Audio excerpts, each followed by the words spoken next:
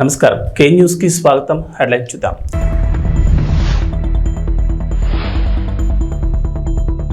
మూడవసారి ప్రధానిగా మోడీ ప్రమాణ స్వీకారం. పొరుగు దేశాలకే తొలి ప్రాధాన్యత విధానం కొనసాగిస్తామని వెల్లడి.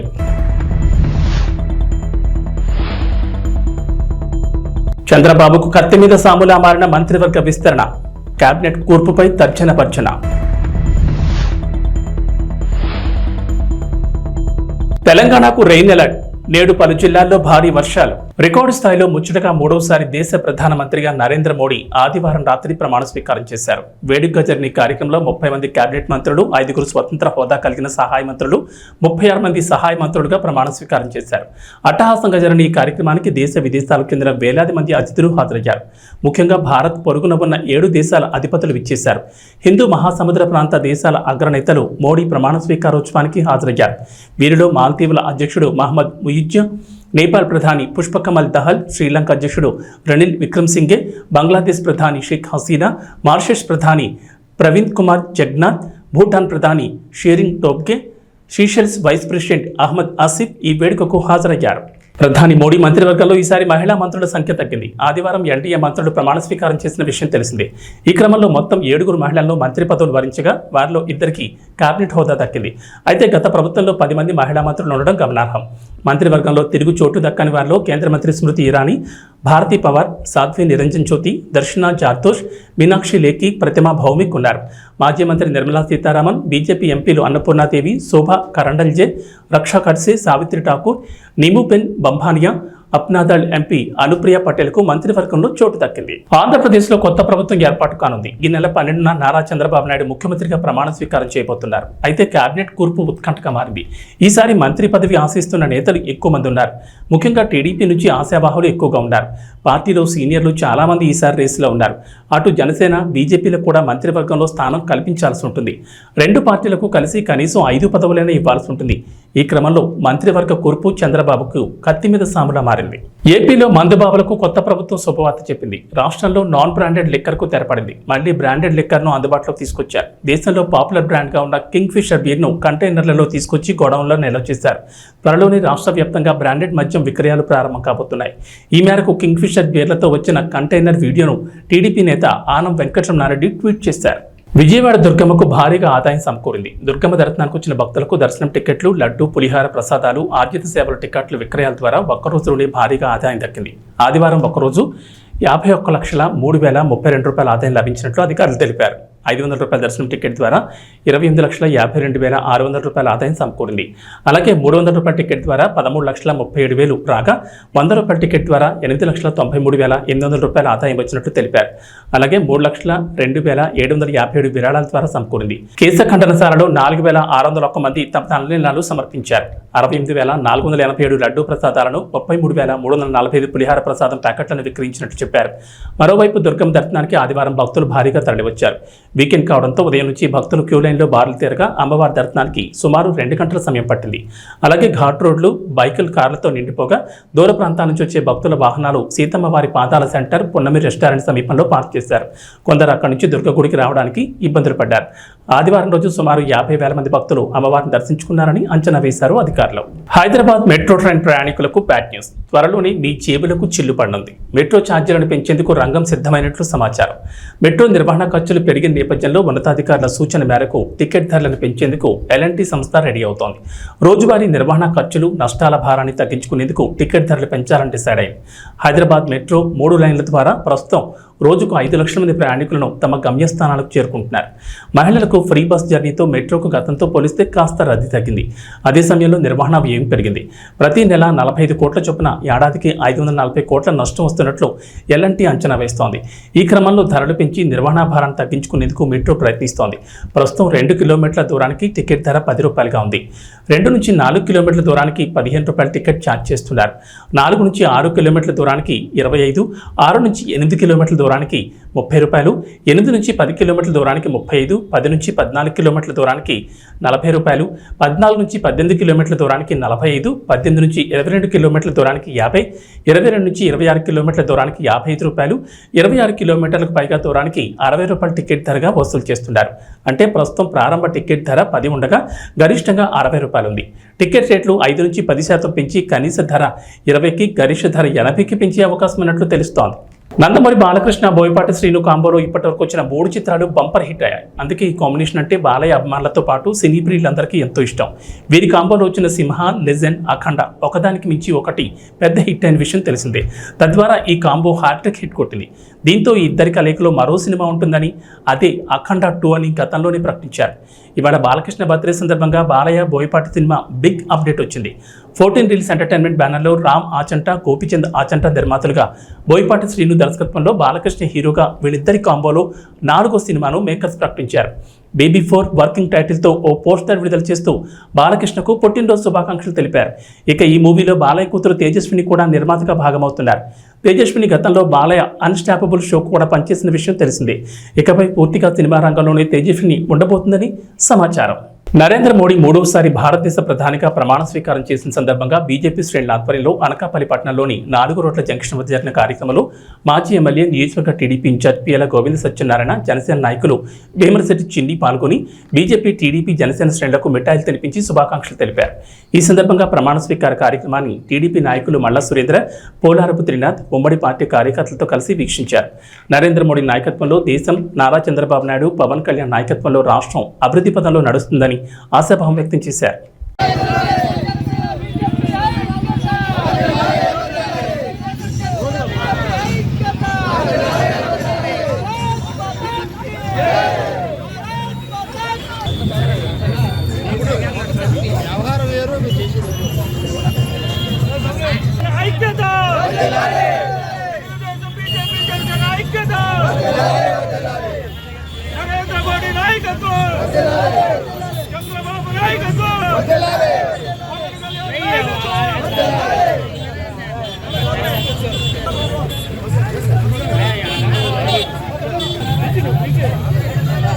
కర్నూలు జిల్లా ఆలూరు తాలూకా హోలగుంద మండల కేంద్రంలో నిన్న రాత్రి భారతదేశ ప్రధానిగా నరేంద్ర దామోదర్ మోడీజీ 3వసారి ప్రమాణ స్వీకారం బాధ్యతలు చేపట్టిన సందర్భంగా హోలగుంద మండల కేంద్రంలో బీజేపీ కార్యకర్తలు, టీడీపీ కార్యకర్తలు, జనసేన కార్యకర్తలు పెద్ద ఎత్తున పాల్గొని బాణాసంచా కాల్చి కార్యక్రమాన్ని ఘనంగా నిర్వహించారు.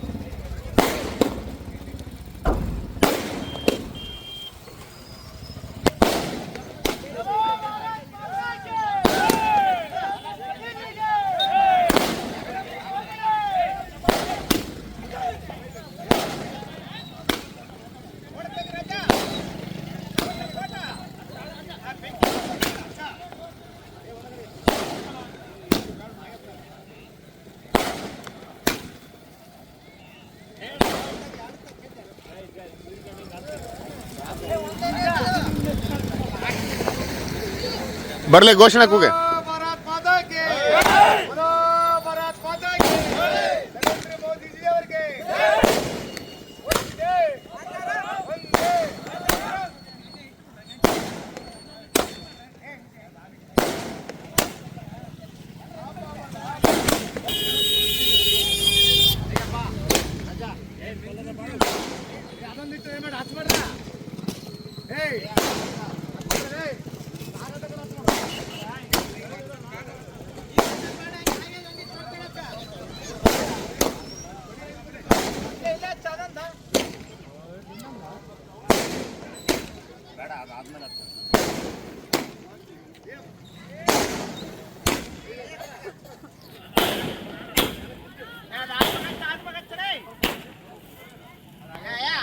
అనంతపురం జిల్లా గుత్తి మున్సిపాలిటీలో విచ్చలవిడిగా విక్రయిస్తున్న నాణ్యత లేని మాంసపు దుకాణాలు పరిశుభ్రత పాటించకుండా చనిపోయిన జీవాలు కోస్తున్నారా లేక ఆరోగ్యంతో ఉన్న జీవాలను కోస్తున్నారా అనేది గుత్తి ప్రజలకు ప్రశ్నార్థకంగా మారింది.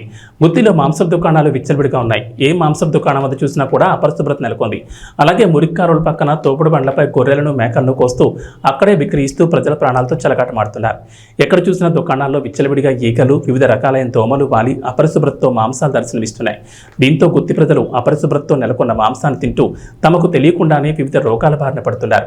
కొన్ని దుకాణాల్లో అనారోగ్యాలతో బాధపడుతున్న గొర్రెలను, కోళ్లను కోస్తూ ప్రజల ప్రాణాలను పణంగా పెట్టి తమ వ్యాపారాలను 3 పువ్వులు 6 కాయలుగా వ్యాపారాన్ని పెంచుతూ లబ్ధి పొందుతున్నారు. అయితే గుత్తి 3rd గ్రేడ్ మున్సిపాలిటీ కావున సాధారణంగా మున్సిపాలిటీ హెల్త్ ఇన్స్పెక్టర్ వారంలో 1 లేదా 2 సార్లు మాంసపు దుకాణాలు తనిఖీ చేయాల్సి ఉంటుంది. అలాగే మాంసపు దుకాణాల్లో వస్తువులకు పాల్పడుతున్న మున్సిపాలిటీ అధికారులపై విచారణ చేపట్టి తగు చర్యలు తీసుకోవాలని ప్రజలు కోరుతున్నారు.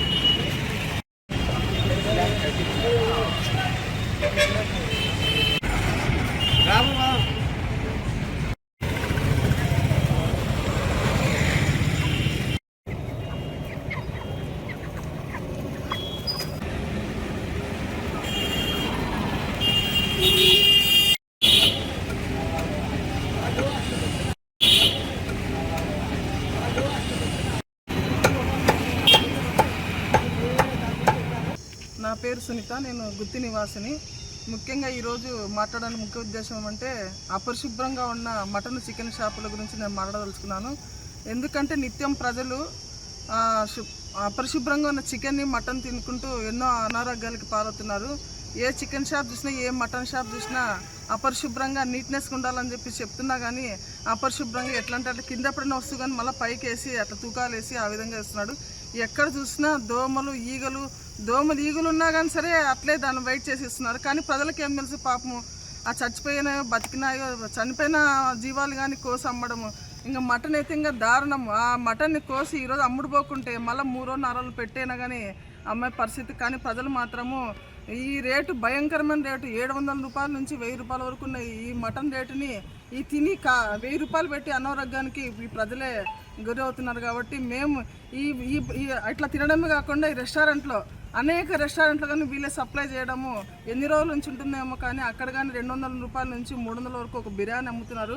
ఆ బిర్యానీ తినడం వల్ల ఎన్నో అనారోగ్యాలు గురి అవుతున్నారు. కాబట్టి ఇది ఎన్నోసార్లు మున్సిపాలిటీకి తెలియజేసినా కానీ దీన్ని పట్టించుకోవడం లేదు. చూస్తున్నట్టుగా వాళ్ళకి ఏమన్నా వసూలు అందుతున్నాయో మాకైతే తెలియదు. కానీ ఇంత పబ్లిక్లో చూస్తున్నా ఒకసారి ఎన్నోసార్లు ప్రజలు చెప్పినా కానీ మీరు అనుకోకుండా వెళ్ళి కానీ పరీక్షించవచ్చు. చెప్పింది ప్రజలు చెప్తే నిజమా అబద్ధంగా పరీక్షించుకోకుండా ఈరోజు విచ్చలవిడిగా అమ్మకాలు జరుగుతున్నాయి. ప్రతి మటన్ షాపులో ప్రజలు ఎట్లా దోపిడీ చేస్తున్నారంటే ప్రతి ఒక్క తినేవాడిని దోపిడీ చేస్తున్నారు. ఈరోజు నీళ్ళు కొట్టి కిలో మాంసము 1000 రూపాయలు కొంటే అక్కడ వచ్చేది 1/2 కిలోనే ఆ బోన్స్ అవని చెప్పేసి మనకు వచ్చి ఇంటికెళ్ళి చూసి 1/2 కిలోని ఉంటుంది. ఇలా విచ్చలవిడితనము దోపిడీ. అదేవిధంగా ఈ చెత్తనంతా ఇదంతా మాంసము ఇవన్నీ వేస్టేజ్ అంతా ఎక్కడ చల్లుతున్నారు? అక్కడ గుంటక రోడ్లో అక్కడ వెళ్తే నాకు సైడ్ ఎవరు వెళ్ళినా విపరీతమైన వాసన. అక్కడ కానీ చుట్టుపక్కల ప్రజలు ఉన్నా కానీ ఆ ప్రజలకి ఎంత వాసన అంటే ఒకరోజు అది మేము అట్ట పోతేనే తట్టుకోలేని పరిస్థితి. కానీ అక్కడ నివాసం ఉన్న ప్రజలు ఎట్లుంటున్నారో మాకు తెలియదు. కానీ దీనిపైన ఖచ్చితంగా మున్సిపాలిటీ స్పందించాలా. స్పందించుకుంటే మేము ఖచ్చితంగా జిల్లా అధికారులకు తెలియజేస్తాము, ఎస్పీ గారికి కానీ తెలియజేస్తాము. ఇక్కడ అరాచకాలని వెంటనే చూసి ఇక్కడ ఖండించాలా. ఇప్పటి నుంచైనా ఇక్కడ మేల్కొని, లేదంటే అలాంటి చేయకుంటే మాత్రం వాళ్ళకంతా రద్దు చేసి ఆ షాప్ని సీజ్ చేసి మంచి నాణ్యత కలిగిన చికెన్ కానీ మటన్ ఇచ్చి ఈ ప్రజల ఆరోగ్యాన్ని కాపాడుకోవాల్సిన బాధ్యత మనపైన ఉంది. కాబట్టి ప్రభుత్వము ఈ మున్సిపాలిటీ వాళ్ళు ఖచ్చితంగా చర్య తీసుకుంటారని నేను ఆశిస్తున్నాను. నా పేరు లాలెప్ప. ఇక్కడ చికెన్ అమ్మేవాళ్ళు, మటన్ అమ్మేవాళ్ళు నీళ్లు కొట్టి కేజీల ప్రకారంగా కిలోని 1/2 కిలోగా వస్తుంది. 2 కిలోలు తీసుకుంటే 1 కిలో పావు వస్తుంది. నీళ్లు కొట్టి అమ్మే దాని నుంచి ప్రజలు చాలా ఇబ్బందులు పడుతుంటారు.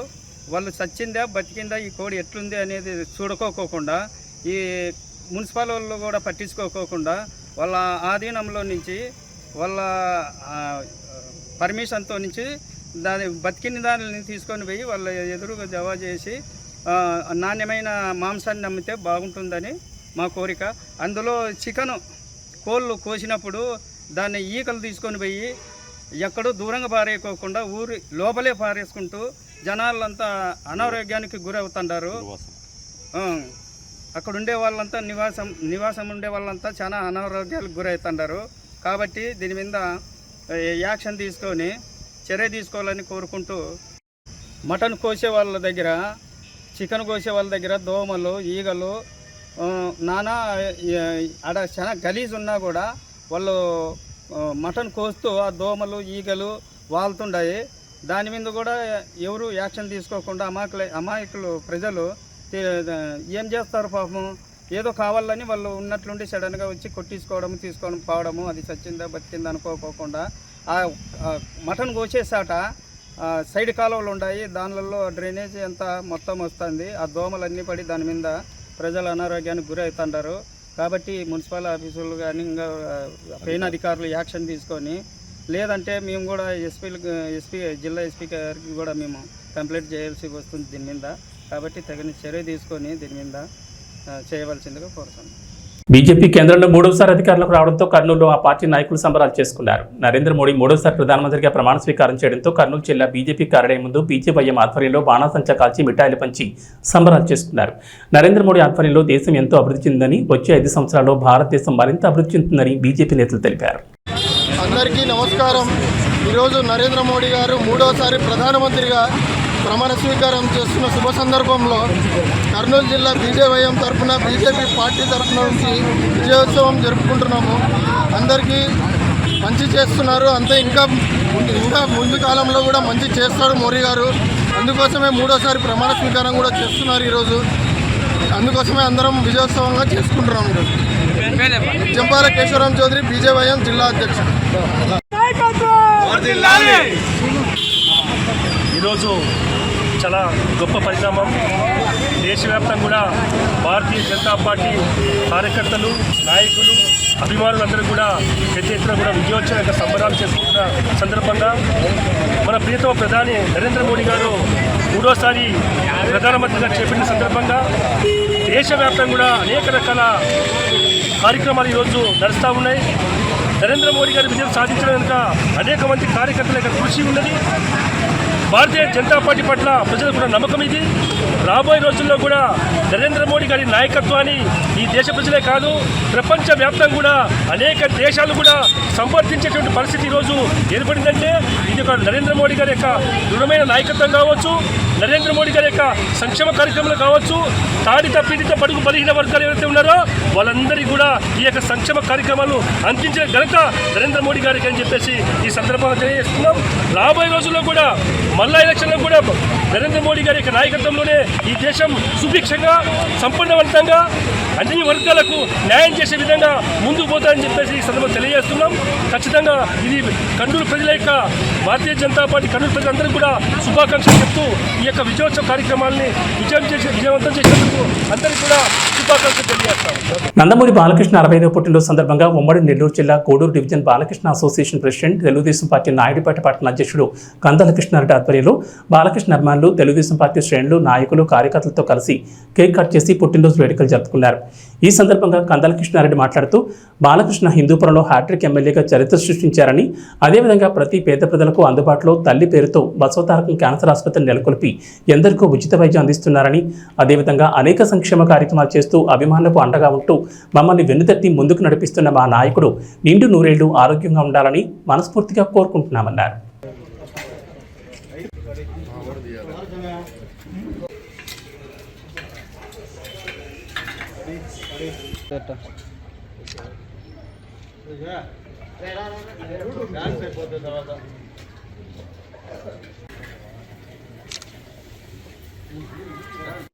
జై బాలయ్య, జై బాలయ్య, జై బాలయ్య, జై బాలయ్య. అందరికీ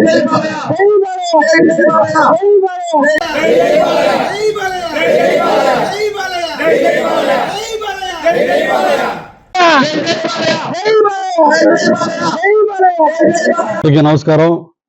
ఈరోజు 64 సంవత్సరాలు పూర్తి చేసుకుని మా ముద్దుల మామయ్య, మా ముద్దుల బాలయ్య 65వ సంవత్సరంలో అడుగు పెడుతున్న సందర్భంగా ఈరోజు నాయుడుపేట పట్టణంలో ఆధ్వర్యంలో ఈరోజు కేక్ కట్ చేయడం జరిగింది.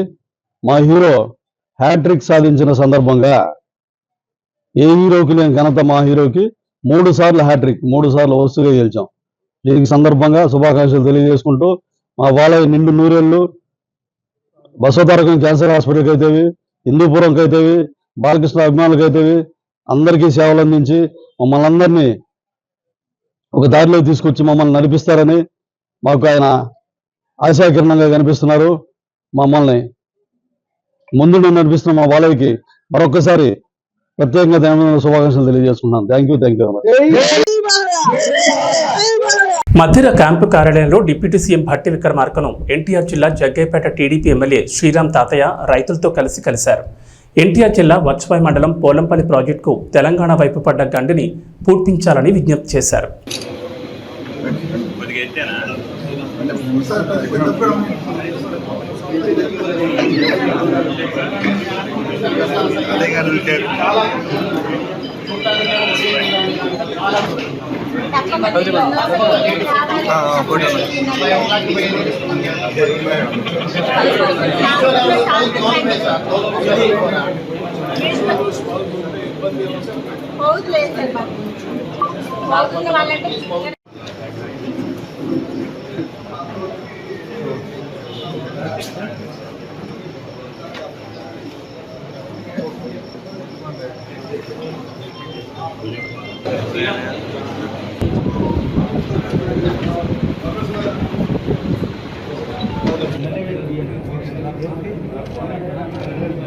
T20 వరల్డ్ కప్ 2024లో భాగంగా భారత్ వర్సెస్ పాకిస్తాన్ మధ్య ఆదివారం జరిగిన మ్యాచ్ ఎప్పటి మాదిరిగానే క్రికెట్ ప్రేమికులకు అసలు సిసలైన మజాను అందించింది. చివరి బంతి వరకు ఉత్కంఠభరితంగా సాగిన ఈ మ్యాచ్లో భారత్ 6 పరుగుల తేడాతో ఘన విజయం సాధించింది. దీంతో భారత ఆటగాళ్లు, ఫ్యాన్స్, మద్దతుదారుల ఆనందానికి అవతలు లేకుండా పోయాయి. అయితే మరోవైపు పాక్ ఆటగాళ్లు, ఆ జట్టు ఫ్యాన్స్ తీవ్ర విచారణలో మునిగిపోయారు. పాక్ డ్రెస్సింగ్లో అందరూ భారమైన హృదయాలతో కనిపించారు. 120 పరుగుల లక్ష్యాన్ని ఛేదించలేక చతికిల పడడంతో పాకిస్తాన్ అభిమానులు నిరాశకు గురయ్యారు. ఇక వాతావరణ విషయానికి వస్తే నైరుతి రుతుపవనాలు తెలంగాణలో క్రమంగా విస్తరిస్తున్నాయి. రానున్న 2 రోజుల్లో తెలంగాణ అంతటా రుతుపవనాలు విస్తరించే ఛాన్స్ ఉందని హైదరాబాద్ వాతావరణ శాఖ అధికారులు చెప్పారు. దీనికి తోడు తెలంగాణపై ఉపరితల ఆవర్తన కూడా కొనసాగుతోందని, దీని ప్రభావంతో తెలంగాణలో 2 రోజుల పాటు ఓ మోస్తరు నుంచి భారీ వర్షాలు కురుస్తాయని చెప్పారు. నేడు రంగారెడ్డి, వికారాబాద్, సంగారెడ్డి, మెదక్, మహబూబ్ నగర్, నాగర్ కర్నూల్, ఖమ్మం, నల్గొండ, సూర్యాపేట, వనపర్తి, నారాయణపేట, జోగులాంబ గద్వాల్, హైదరాబాద్ జిల్లాలో వర్షం కురుస్తుందన్నారు. భారీ ఈదురుగాలులు వీచే ప్రమాదం ఉందని, గంటకు 30 నుంచి 40 కిలోమీటర్ల వేగంతో గాలులు వీస్తాయన్నారు. ఉరుములు, మెరుపులతో పాటు పిడుగులు పడే ఛాన్స్ ఉందని జాగ్రత్తగా ఉండాలని ప్రజలను హెచ్చరించారు. రుతుపవనాలు వేగంగా వ్యాపించడం, ఉపరితల ఆవర్తనం కారణంగా పలు జిల్లాలకు ఎల్లో అలర్ట్ జారీ చేసింది వాతావరణ శాఖ. ఇక ఉత్తర తెలంగాణలో కొన్ని చోట్ల ఇంకా గరిష్ట ఉష్ణోగ్రతలు నమోదవుతున్నాయి. రుతుపవనాల కారణంగా అంతటా విస్తరించిన తర్వాత ఉత్తర తెలంగాణలో సైతం వర్షాలు కురిసే అవకాశం ఉందని వాతావరణ శాఖ అంచనా వేసింది. అటు ఏపీలోనూ కొన్ని చోట్ల వర్షాలు కురుస్తున్నాయి. రుతుపవనాల ప్రభావంతో రాయలసీమలో వర్షాలు పడుతున్నాయి. ఏబీ బులెటిన్ విశేషాలు. నమస్కారం.